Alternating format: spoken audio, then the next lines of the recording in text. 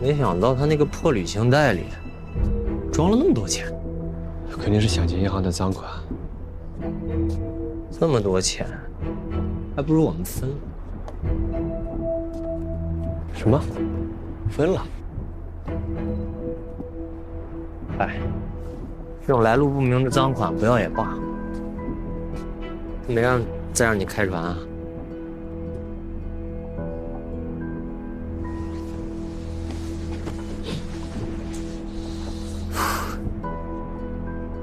依我看啊，他已经疯了，那船也不开了。就算他不想杀我们，我们也必死无疑了。妙妙，妈妈对不起你。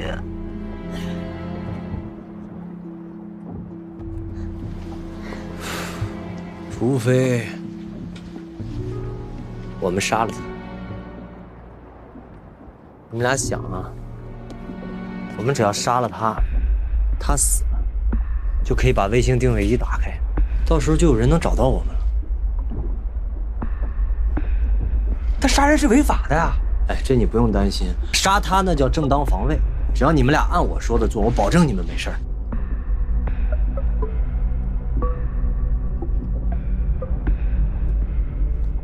别紧张，你想啊，妙妙现在已经失去父亲了，如果你死了，她连母亲都没了，你总不希望妙妙成为一个无父无母的孤儿吧？我不要，我不要，我不要，我不要！你放心，只要按我说的做，我保证带你们回去，我保证能让你跟妙妙团聚。我不想杀人。你不想杀他，他就想杀我们。现在不动手，到时候他要杀你，你别说我不救你啊！为什么？为什么非得杀人啊？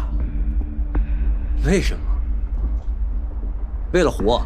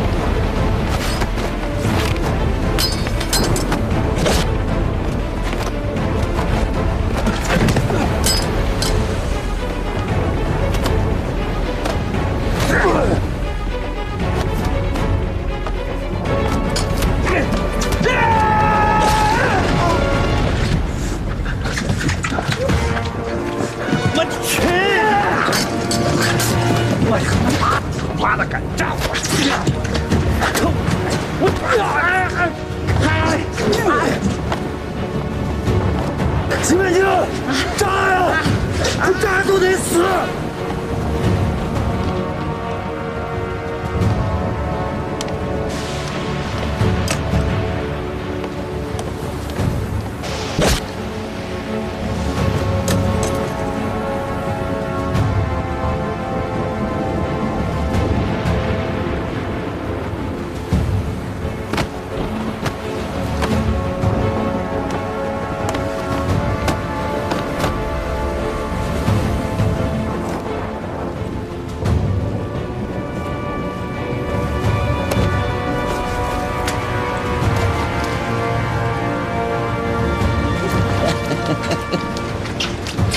么都不想他的那点钱。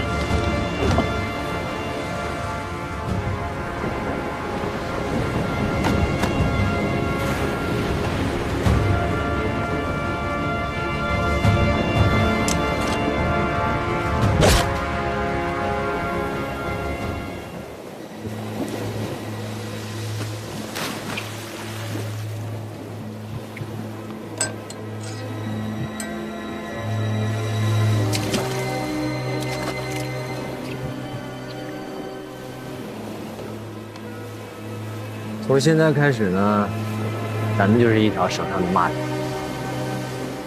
所以，如果证据销毁的不彻底，被警察抓着小辫子，就会找我们麻烦。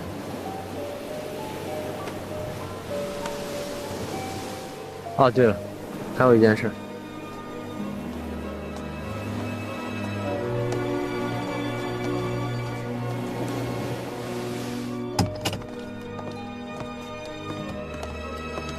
这个吗？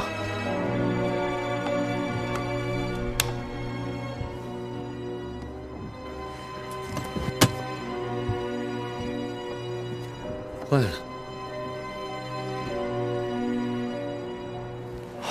妈呀！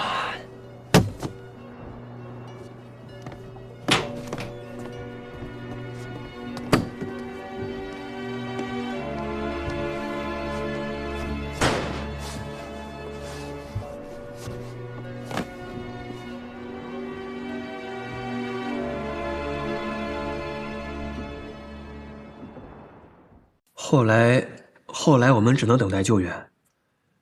在那个时候，郑德就提出要编造一个很完美的口供。他说，虽然我们的行为属于正当防卫，但是王贵的赃款不见了，即便是我们说扔到海里，警察也未必相信，还会引起不必要的麻烦。所以他说需要编造一个更有说服力的故事。后来你们编造了什么样的故事？说的具体一点。首先不能说出王贵的身份，因为一说警察就会联想到赃款，就会大查特查，反而引起不必要的麻烦，我们就越发的说不清楚了。要找一个替罪羊，让他承担杀死王贵的主要责任。郑德说，如果这样说，警方一定怀疑，为什么是我们3个偏偏活了下来？我们3个的口供是否又那么可信？警方就会大查特查，反而会发现我们是在说谎，还不如就说是我们中的一个人杀死了王贵，我们的口供又对得上，警方找到了凶手，就会以为案件得以侦破，就不会再怀疑了。那你们让谁来顶罪呢？齐文静。为什么？郑德说，反正你也杀了人，多一个不多。而且，你顶下罪来，一来我们可以帮助你隐瞒你杀死你丈夫刘凯的事实，那是要判死刑的；二来呢，我们可以帮你照顾妙妙。最重要的是，你顶下罪来，也属情有可原，判不了几年就出来了，以后还能和女儿过上好日子。被告人秦文静，你答应了吗？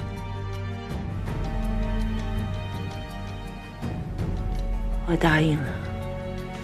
可郑多又说，光一个女人，哪有这么大的本事啊？警察也会怀疑，所以我们就说，我们是协同秦文静杀的，一个人按头，一个人按脚，反正刀又不是我们捅的，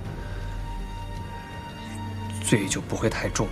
然后郑多又编排出一套更完整的故事，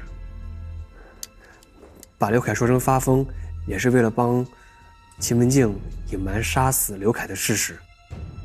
被告人林宇，你一开始是答应了的，是吗？那今天为什么又把这些都说出来了呢？因为我害怕，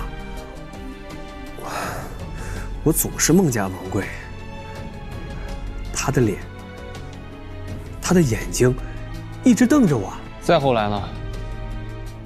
再后来，没有海事电话和卫星定位，我们不能求救，柴油早烧完了，我们就随波逐流。几天后，我们飘到一个小岛上。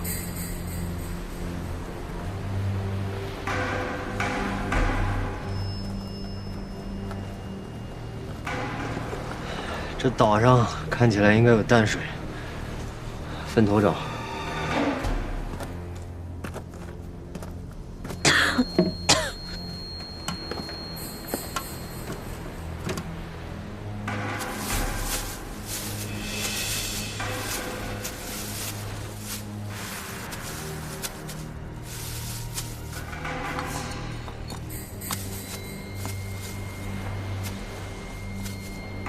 又过了7、8天，从竹子岛上带的淡水也喝完了，我们也没有飘到其他小岛上。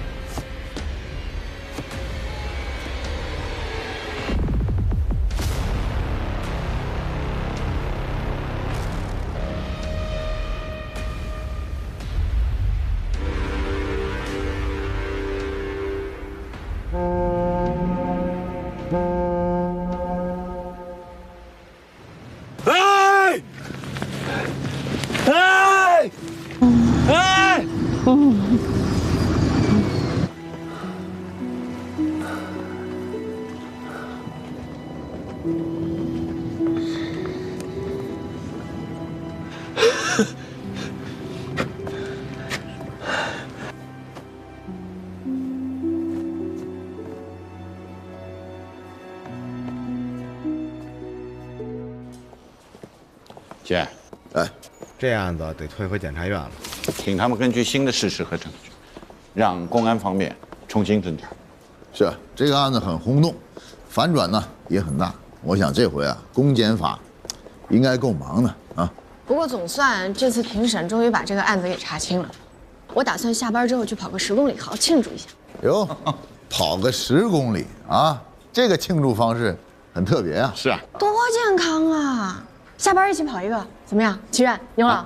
我不行，我走。这个跑个10公里这个事儿，我要认真的好好考虑考虑啊。人家叔叔不管怎么说，是市里的吴书记啊，哎，我们局有人这样说过，那谁知道真假呀？圈里人都这么说，八成不会假。哎呀，那要这样，我跟你讲，千万不能得罪他。你要想往上进步，说不定他以后还能助你一臂之力呢。吃吧。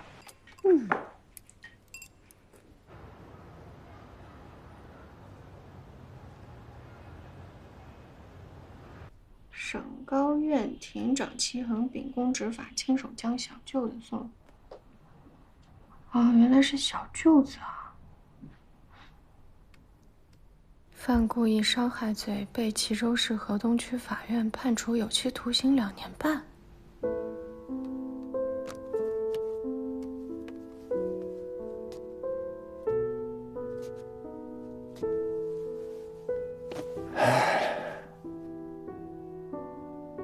国年啊，国年，我告诉你啊，你弟弟啊，快回来了。他那个事儿，你就别怪我了。我这心里边啊，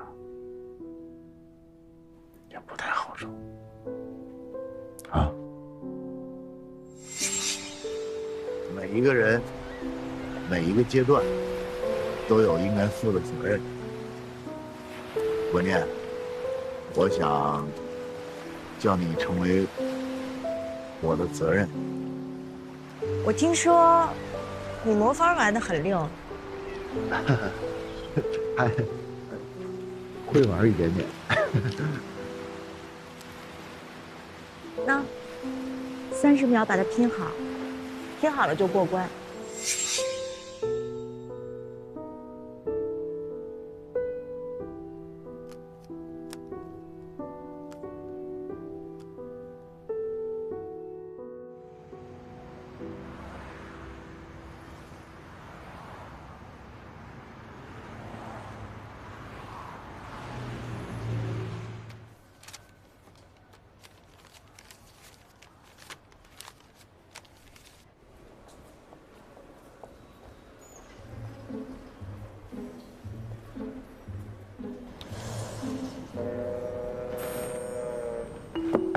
进来。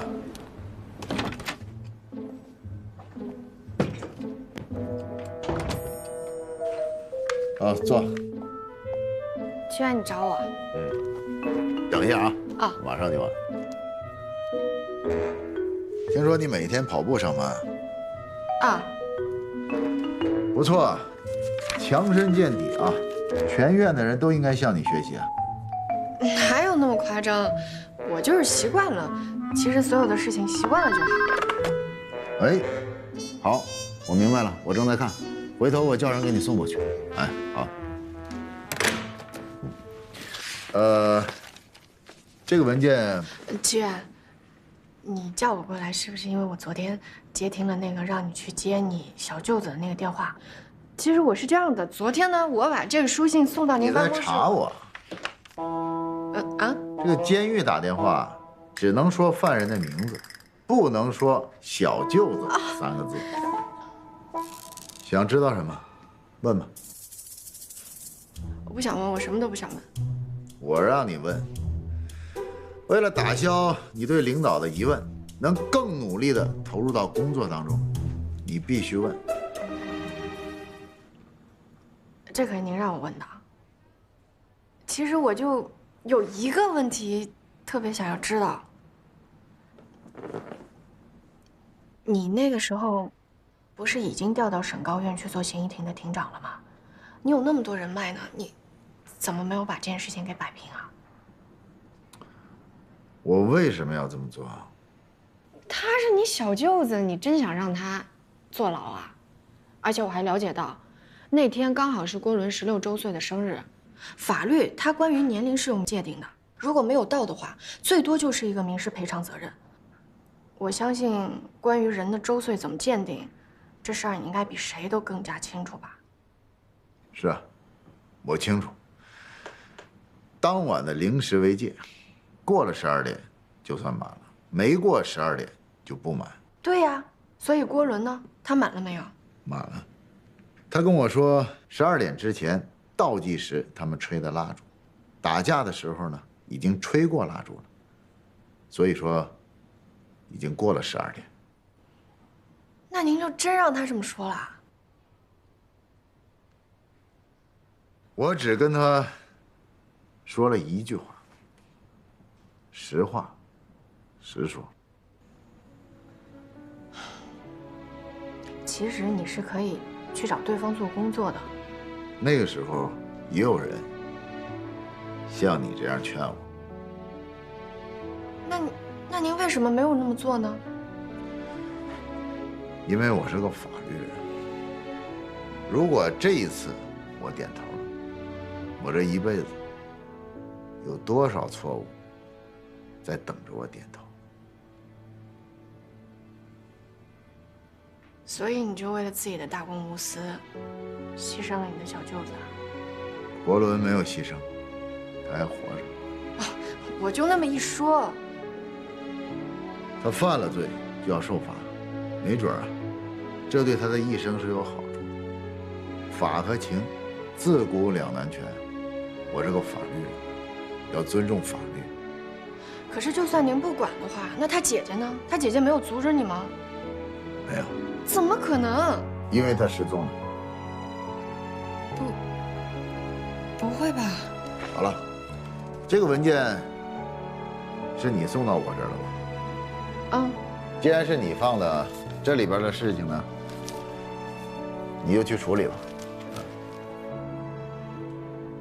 齐远，你叫我过来，该不会就为了这事儿吧？是。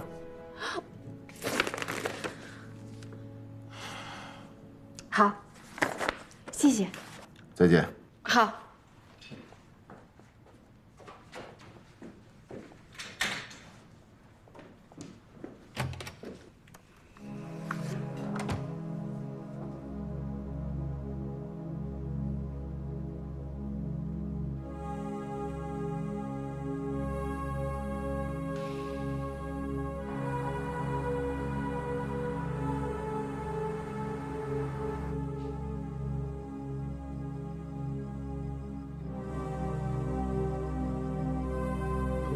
关系，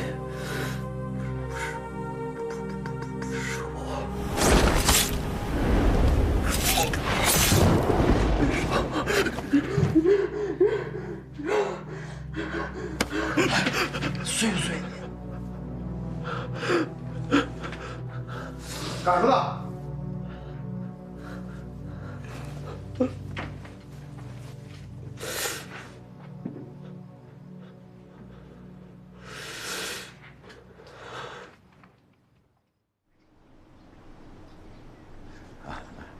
哎呀，你还没跟我说呢啊！你最近怎么样啊？能怎么样？自打跟你分开以后啊，那跟折个胳膊断条腿没什么两个样。跟这帮人在一起啊，你跟他说什么他都听不明白。哪像咱们哥俩，一个眼神这就足够了。想想咱们在一起搭档的时候啊，那多顺啊，那才叫叱咤风云呐！是，默契啊。对，因为我昨天晚上一想，你想我了，你看，今天我就来看你来了。你个老小子再不来啊，我就派人抓你去了。不用抓啊，今天晚上请你吃你最爱吃的火锅，再喝2口。那感情好。晚上啊，那你这大半天，你告诉我啊，行，什么都骗不了你啊。是这样啊，我们啊现在经办一个这个渔船杀人案，我们合议庭成员啊有一些问题搞不清楚，所以我通知了检察院，他们同意让我来向你们了解点情况。你放心，如果要是属实的话，我该走流程我就走流程。我说你啊，永远改变不了这个打破砂锅问到底的臭毛病。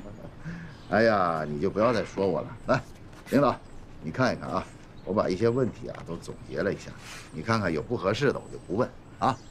净给我添心思。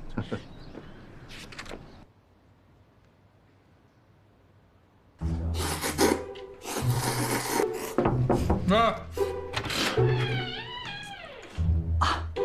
你好，您是咱们刑警支队侯明杰队长吧？是吧？咱们林峰林局长让您把咱们民警近期违纪情况这个卷宗啊，拿给我看看。有什么用？写内参用啊。上周《徐州晚报》写我们民警8篇违纪的报道，是您的大作吧？您不用客气，不才呀，是我写的。我这是客气吗？我就是想问问呀，这种章是谁写的？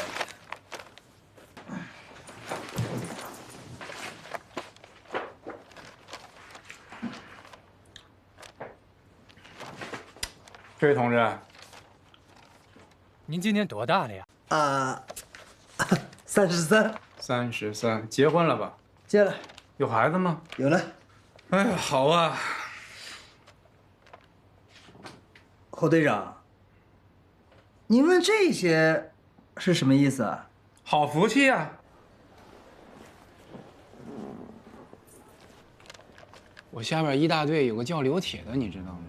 你写过他吗？不，去年盯一个贩毒集团，被歹徒一枪爆了头，他也才33岁，儿子刚上幼儿园。3大队的小台被歹徒生生给我打成了植物人。他才22岁了，还没结婚，可没孩子。这是我们干公安的，他不像你们当记者的，整天躲在空调房里舞文弄墨，写那些个有的没的，讽讽这个骂骂那个，多轻松啊，多容易啊！我们呢，我们在玩命，天天在玩命。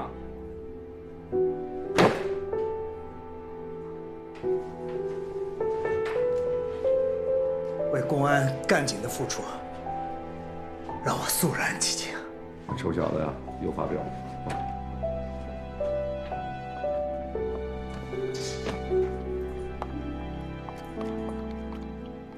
这满楼道啊，就听见你在这嗷嗷乱叫。哪来的这么大的臭脾气啊？你现在这脾气得给我改改啊！来，我给你介绍一下啊。这个就是主办这件案子的猴王侯明杰，也是咱们市局目前刑侦支队的支队长。侯王，侯支队长，咱们俩是一家啊。我叫齐恒啊，齐天大圣。哪跟哪儿啊？我给你介绍一下啊，这个是中院的齐副院长啊，他今天找你来啊，主要是想对这个渔船杀人案的具体细节做一个了解。法院的，找我啊？废什么话呀？我好好照顾啊！哎，完了事以后啊，去我那喝杯茶再啊。好，行，我就不陪你们了啊。好吧，招呼啊。坐吧。谢谢啊。那个听邻居说呀，这个渔船这个杀人案是您侦办的是吧？对呀。是这样，我们合议庭啊有几个年轻人，对几个问题呢还有疑虑，所以呢，我帮着他们来了解了解。齐院长，你什么意思？你也跟刚才那记者似的，就以为我们警察办不了几个像样的案子，是不是？不是，您多虑了。是这样，刚才我跟邻居啊也说了，本来这个事儿呢应该走检察院那条线儿，但是啊，我怕有些事情没落实，会给检察院那边呢带来一些麻烦，所以呢，我就是想跟您了解了解啊，看看具体情况到底是怎么回事儿。那行，你是领导，问问啊。是这样，这个咱们始终没查出来王贵的真实身份，是吧？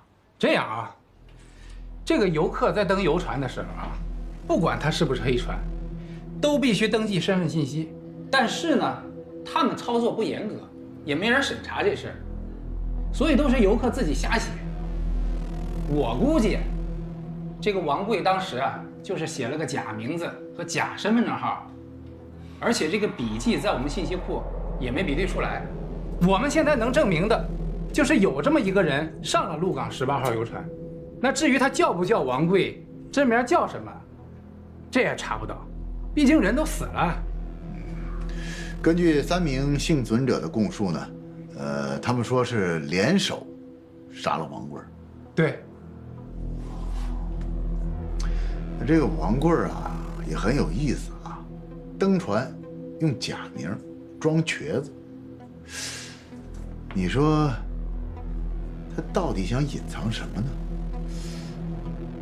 齐院长心思挺细啊。不瞒您说啊，我之前就当过刑警，这跟邻居啊，一起上过警校。可能是我当刑警的时候，你还没干这行呢。哟，那你是大哥，你是大哥。不，你是大哥，你是大哥。别。哎，这位大哥，这么跟你说啊，现在这个个人信息泄露这么严重，谁都会留个心眼儿，不写真的信息吧？所以我们才断定这个所谓的王贵啊，就是因为这个原因写了一个假身份信息。我们也根据那3个幸存者的描述做了人物画像，我也不知道是天黑呀，还是害怕。这3个人的描述那前后差距太大了，画出来样，3个人3个样，你别说拿去比对了。至于你刚才说为什么装瘸子，你说这人都死了，身份也查不出来，这更没法知道了。再说了，这不影响对这3个人定罪吧？毕竟他们都招了，而且现有的证据都能证明这些。哎，你这个案子，它不像其他的凶杀案，行凶者、凶器、杀人工具啊，都石沉大海了，根本没法找到啊。只能根据现有的证据去推导。你要非追求完美，那这案子，我跟你讲，神仙都破不了。是吧？哦，对了，这个齐文静和刘凯啊，他们的夫妻关系，您调查过吗？跟这案子有关系吗？有关系。在庭审的时候啊，齐文静啊，她是这么说的。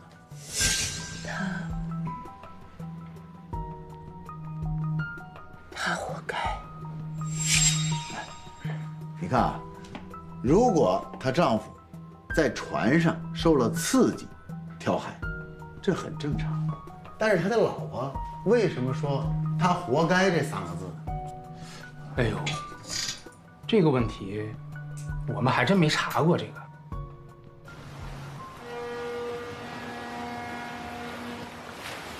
那画面再近点。好嘞，好嘞。比较紧张。哎，别紧张，咱们啊，这就是做普法宣传嘛，是吧？咱得让现在小年轻人知法懂法，别不小心犯了法啊。哎呀，我说呀，包大人，咱们3个刑厅的那么多年轻人，你说你非得叫我来，我这就很紧张。你是领导呀，你得以身作则呀。今天你起了带头作用，下回我换别人，行了吧？不是啊，我今天起的这，哎，你好了没有？好了，过来，配合一下啊，配合一下。我这领子没问题吧？啊，非常帅，非常帅啊！大家好，欢迎大家来到本期法律直播间，我是主持人小法。首先呢，让我们有请本期的法律专家齐法官给大家打个招呼吧。大家好，我是齐恒。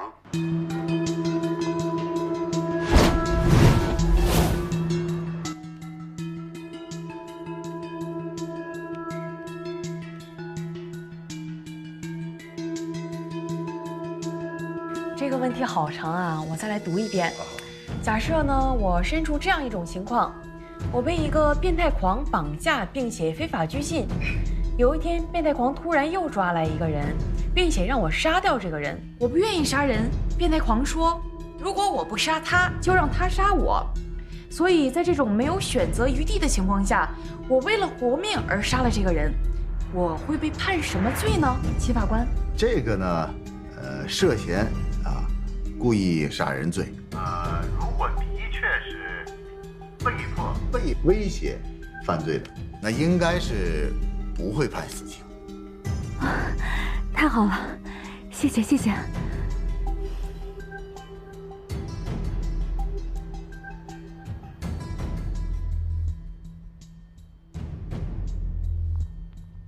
林玉从小就很乖，他不是坏人。这案子不是你们想的那样，他不会杀人的。你们不能胡说八道。这位网友，难道你跟这个林宇认识很熟吗？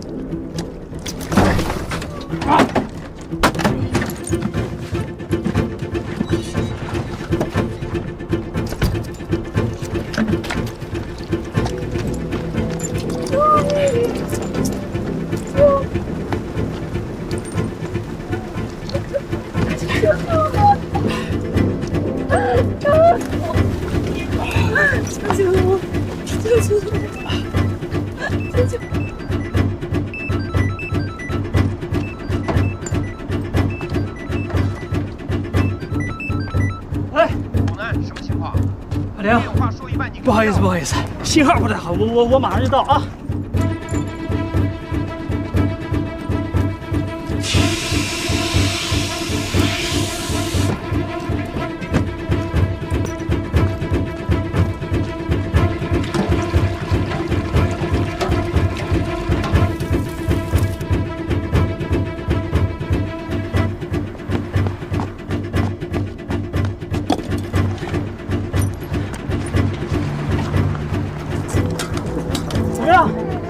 没事吧？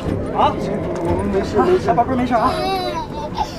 哎，这边是南京环城公路，从南向北方向有6辆车的事故，你们赶紧派救护车过来。对，有人员受伤，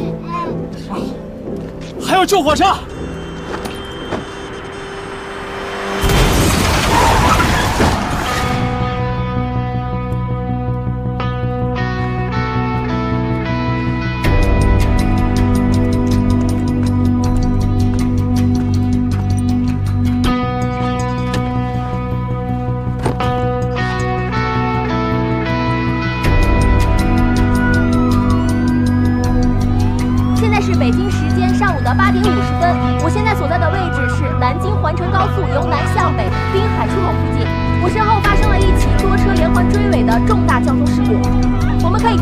现场非常的紧急，目前警察、消防、救护人员已抵达现场，进行现场救助。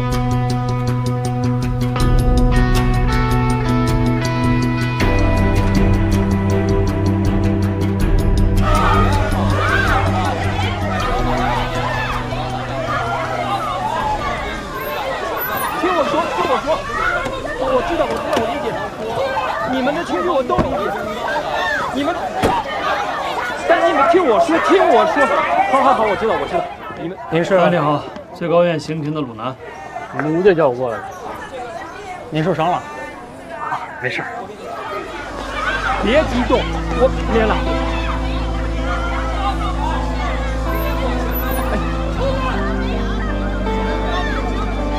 好，我知道，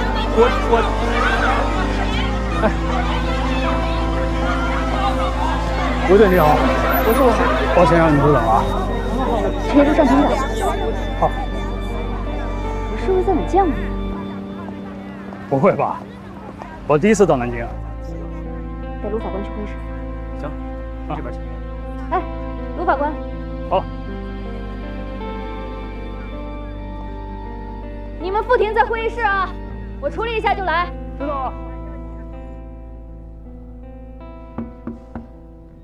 副庭，不好意思啊，我这是江州行政支队的乔政委。哦，您好，最高院刑庭鲁南。你好，吴队这回有事，他一会儿过来。哦，我刚才碰见吴队了，门口有几个被害人家属在围堵律师，他去处理一下。啊，您看我是在这儿跟您汇报。金港的案子不急，你先看看这案子。这是怎么个意思啊？今天把你叫来南京，除了汇报案子，就为……不好意思，我接个电话。喂。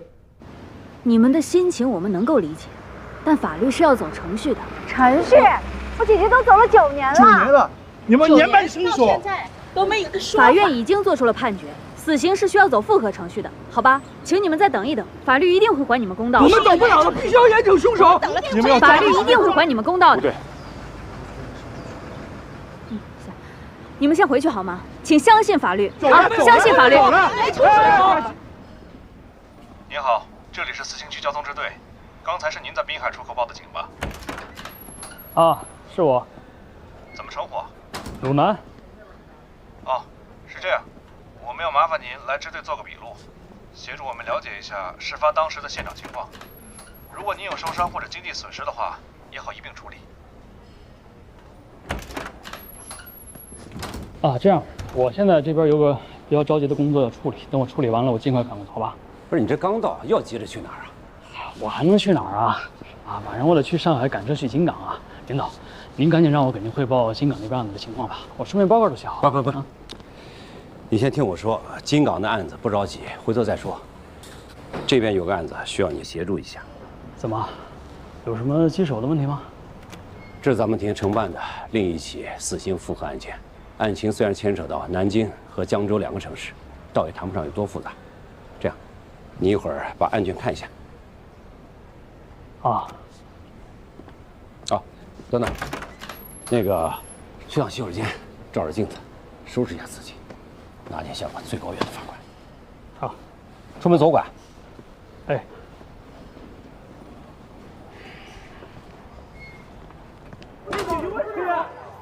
不对。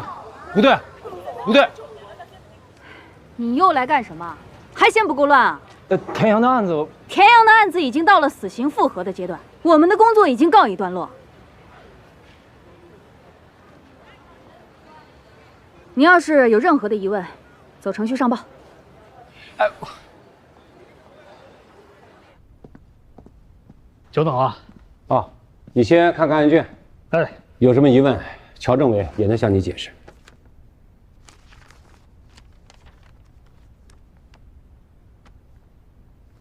哦，9年前的案子啊。对，9年前，在我市汉江区接到一起失踪报案，失踪人刘凤军于5月9日下午离开家后失联。根据家属提供的信息，刘凤军失踪当天携带了人民币10万元，打算去吴越广场换汇的集散地，私下换一些美元。根据这一线索，辖区民警多方摸排，通过走访得知，在下午的5点多，吴越广场绿豆汤摊子曾见到刘凤军随一男一女自广场离开。刘凤军遇害以后还被分尸了。第一部分尸块是在她丈夫报案后1周，也就是5月16日，在汉江西区跨海大桥下的浅滩区发现的。此后近1个月的时间里，我们又先后在汉江区和雁江区都发现了尸块。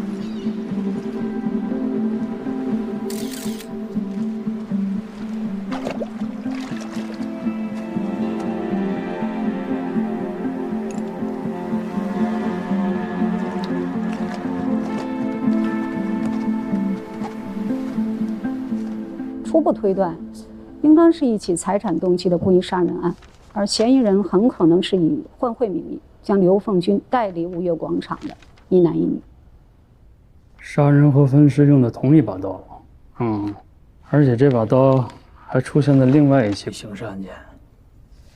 说起来，这把凶器的发现时间甚至要早于确认刘凤军遇害的时间。5月11日。在汉江金辉夜总会附近，有2伙年轻人因为在夜总会发生摩擦，爆发了冲突，双方一路追打。其中一名男青年在路边的垃圾桶里捡到了这把猎刀，并用这把猎刀捅伤了对方一人。走了，杀人了！哎！警察及时赶到，把两边的人都抓了。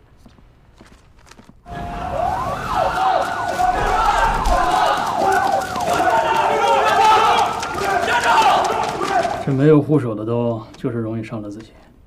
这刀上一共提取了5个人的 DNA。当我们把被害人刘凤军的 DNA 信息录入到信息库后，立刻就跳出了这个比对结果。我们才知道，原来凶器早就被起获了。伤人者的血留在了刀上被害人的血。刘凤军的 DNA、田阳的 DNA， 还有一个不明身份者的 DNA。很幸运，在这把凶器残留的白细胞中，我们都提取到了 DNA， 其中有2组是与被害人刘凤军以及被告人田阳相吻合的。看来你对这案子挺了解啊，我也甭翻了，干脆你给我讲讲算了。之后的情况我更了解。还是我来说吧。当时虽然从凶器上提取到了 DNA， 但是被告人田阳还有李梦琪并没有犯罪前科，也没有 DNA 存档。再加上吴越广场人员构成复杂、流动性大，排查起来十分困难。江州警方始终没有能够确定凶手的身份，导致这个案件一拖就是9年。直到今年年初。我市经侦人员对于本市的斯塔瑞进出口贸易公司涉嫌贿赂海关人员，对董事长田阳采取了强制性措施。田阳被羁押之后，他的指纹、脚印还有 DNA 信息，我们都按照流程采样，并且录入了公安部的信息库。这不到1个小时，对比结果就出来了。主办室电脑警报响得满楼道都听得见。命案优先，这个案子当天就交到了我的手上。田阳就是9年以前在江州杀害刘凤军，并且将其肢解抛尸的人。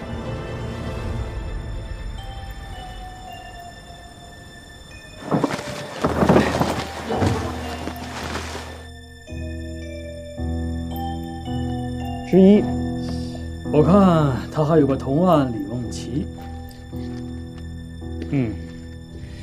但是判决没他，还是人没抓着吗？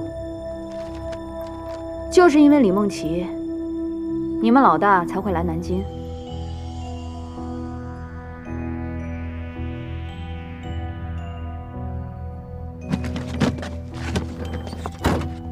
哟，杨哥，这晚还忙着呢。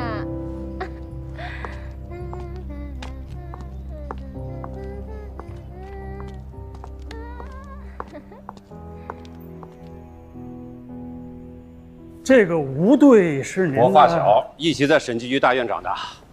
她第一任老公是我大学同学，现在的老公是我法官进修学院的同期。哦，不，您这可是公事私事一起抓，甭瞎打听这些啊。总之，这案子在张涛手里复核了好几个月了，该提讯也提讯了，各阶段的证据全核实过，走访也基本完成了。我跟吴队沟通过这个案情，都认为对于这个案子。要慎重、慎重再慎重，不要紧赶着让这个田阳去死。刚才吴队他们不也不说了吗？这个李梦琪8年前结婚，1年之后就失踪了，现在是活不见人，死不见尸。这跟我在金港复核的那个案子倒是有点像。咱们有句词儿叫做另案处理。怎么个联案处理？我是说，甭管这个李梦琪归不归案，他都不会影响对田阳的刑罚执行。还真不好说。从玉成开始，到张涛复核过程中提讯，这个田阳什么都认，只有一点，他坚称将被害人刘凤军带回他们租住的地方后，是李梦琪临时起意持刀杀人，他只是协助李梦琪分尸和抛尸。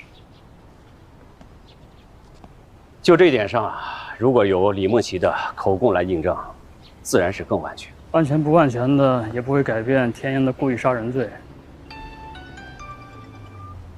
师傅，我马上过来，这李稍等啊。梦琪怎么就突然失踪了呢？你能不能仔细的看看案卷？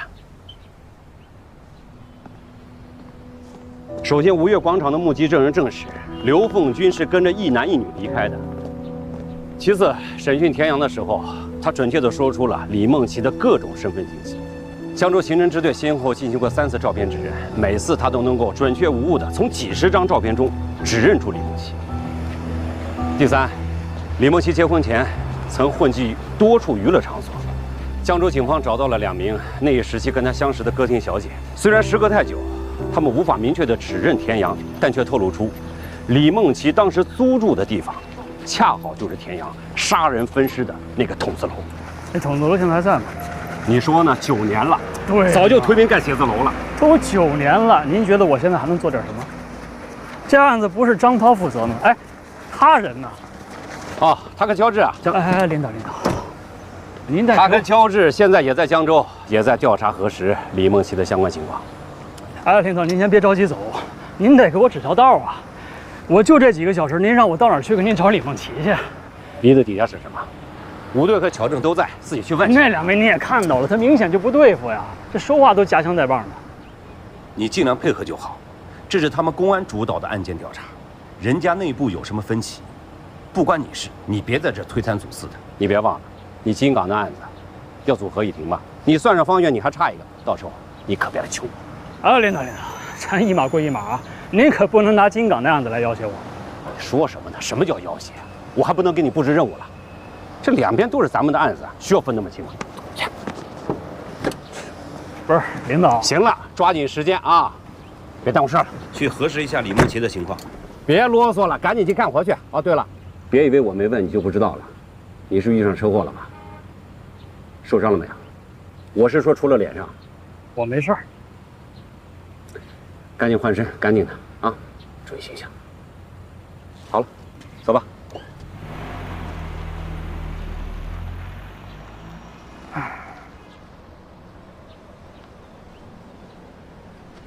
法官，法官您好。啊，你是刚才那个？是的，是的。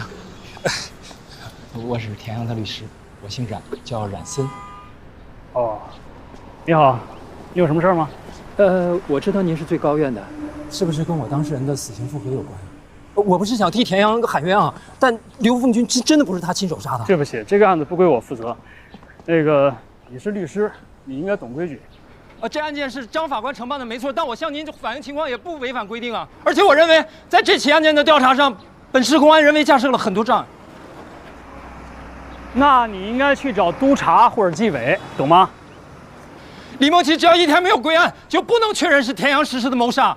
如果是执行死刑之后才将李梦琪抓到，就只能听他的一面之词了，这样对田阳很不公平。这话你刚才怎么不跟死者家属说去啊？武汉副队长知道李梦琪的下落。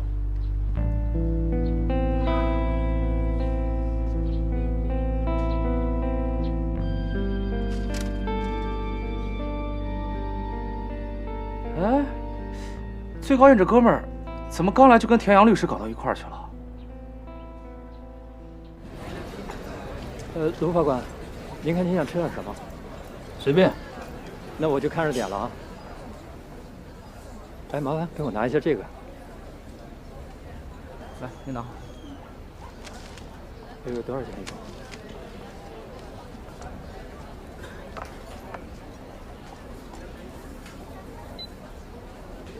好了，给你了啊。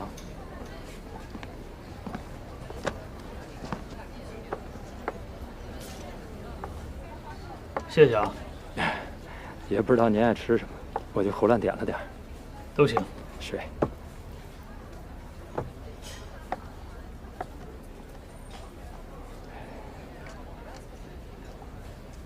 嗯。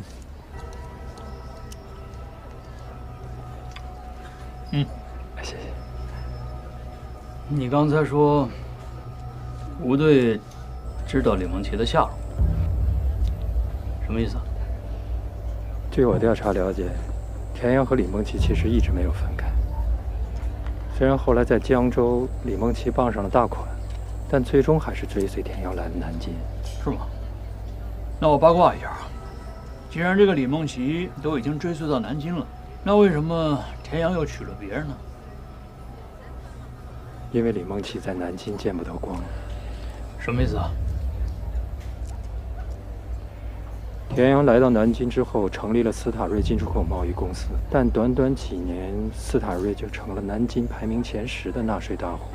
说这些全靠进出口升仙，您信吗？你把话别说一半啊！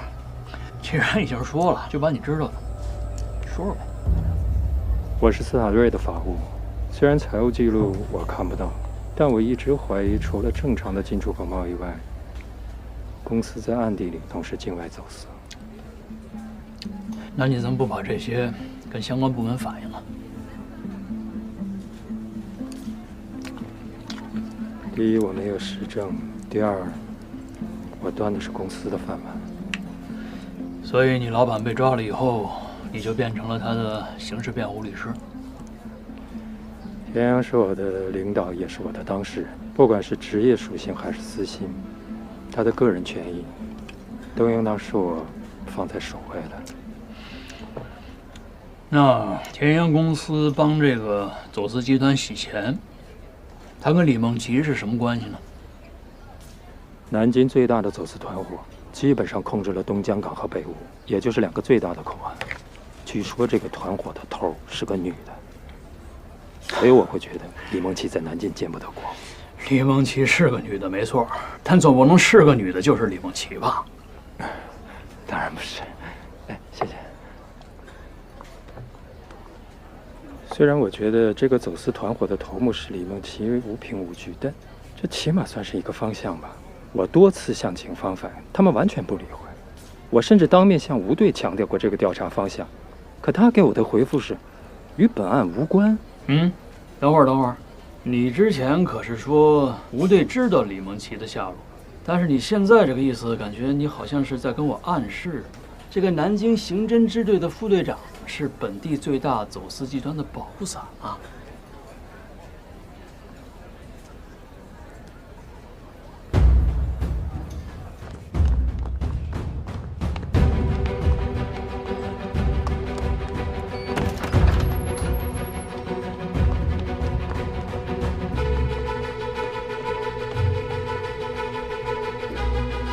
咱们的人正在赶往医院确认身份。放大，再放大。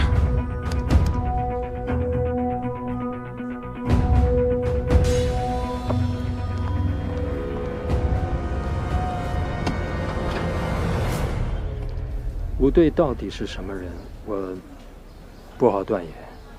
但田阳宁可接受死刑的判决结果，也从未提起这个走私团伙一个字儿。走私也好，洗钱也罢，总不可能比故意杀人更严重吧？田阳宁死也要保护的女人，您觉得最有可能是谁？所以你认为吴队对这件事情选择性失明，是担心？假设，我是说假设啊，这个走私团伙的头就是李梦琪。只是走私的话，不涉枪涉毒总不会是死罪吧？可如果有别的死刑罪名产生，那我想他不会顾及再把谁供出来。田阳的案子已经到了死刑复核的阶段，我们的工作已经告一段落。你要是有任何的疑问，走程序上报。你的这套逻辑啊，不能说是口语不通，不好意思啊，我话说的有点过，但确实是有点牵强。而且我刚跟你说了，我不是这个案子的承办人。不管您是不是这个案件的承办人，但我知道您是外来的，您不会受南京各方势力的影响。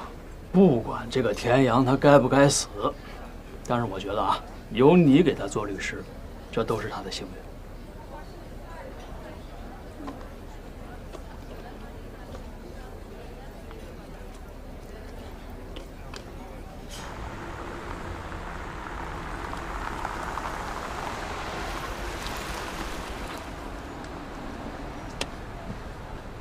哎，这个江州来的乔政委，你认识吗？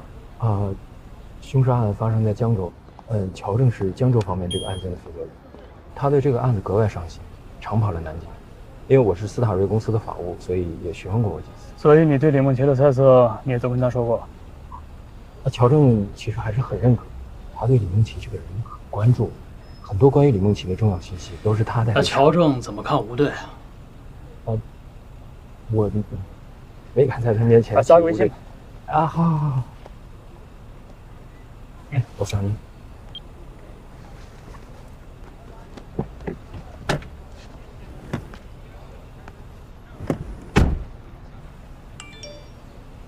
卢凡。